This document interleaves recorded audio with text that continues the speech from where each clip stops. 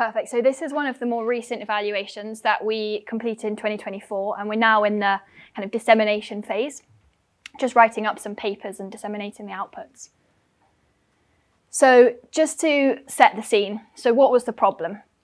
Well, the problem we were looking at was increasing incidents or reports of mental health challenges in childhood, which then extend into adulthood. There's particular areas of deprivation or particular areas of challenge where these mental health reports are particularly high. So in this evaluation, we were looking at Central Bedfordshire.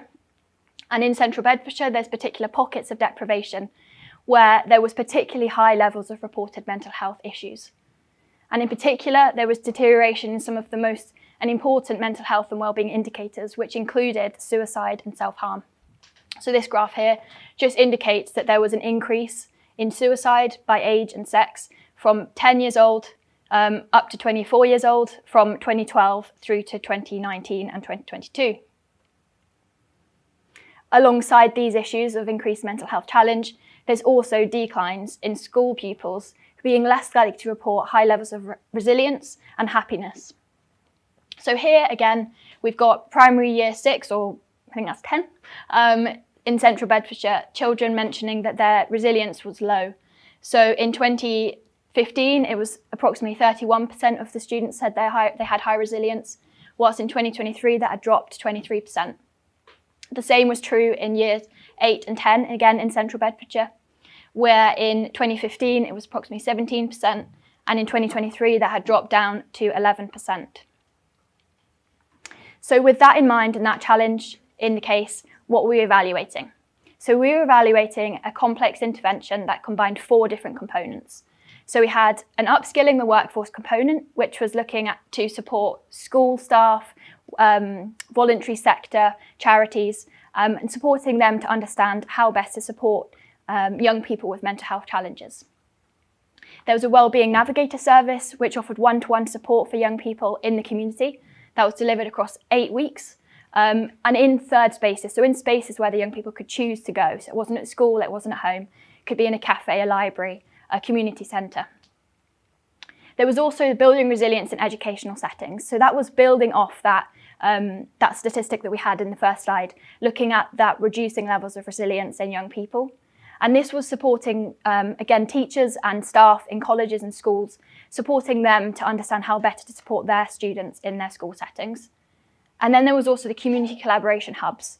So this was looking to build off the existing networks of community centres, charities, theatres, educational settings and things like that in the community, where they could work together collaboratively, supporting young people in their communities to access mental health support in spaces that they felt safe and happy to access that.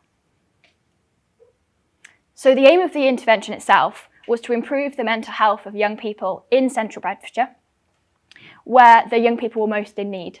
So these included young people who were from minoritised and ethnic backgrounds, young men and young people from socially, economically disadvantaged background, as well as young people who were carers or people who had experienced care in that setting.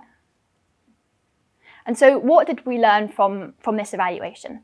So in terms of what we learned from the intervention itself, we learned that this intervention, which combined 4 different components, it facilitated and supported young people to access better mental health care. So where the existing mental health care can be disjointed, young people can fall through the gaps, there's extensive delays in accessing that care, the young people were able to access care at a time and a place that they felt safe and able to do so. It improved the young people's readiness for transitions. So by this, what we mean is to improve their opportunities and ability to move on to further education, to move into the workforce, to take on more of life challenges as they left the educational settings they were in. And also from the evaluation, what we learned is that the intervention itself highlighted that there's important considerations for how we can better reach young people and engage with those young people who are most in need of support. Just as we said, this QR code gives you to the website with more information if you're interested. And then in terms of what we learned from the evaluation in terms of wider policy and practice, so importantly, we learned that it's important an important opportunity to extend the whole school approach into other educational settings. So universities, colleges, higher education settings of all kinds, in order to try and address those gaps in mental health provision and support for young people who are moving through those kind of key transition points in their life when they're experiencing high levels of stress and anxiety. It's also important to consider how we can better strengthen community-based interventions to be able to support those young people who are most in need of support and who might be missing or dropping through those gaps in the traditional services.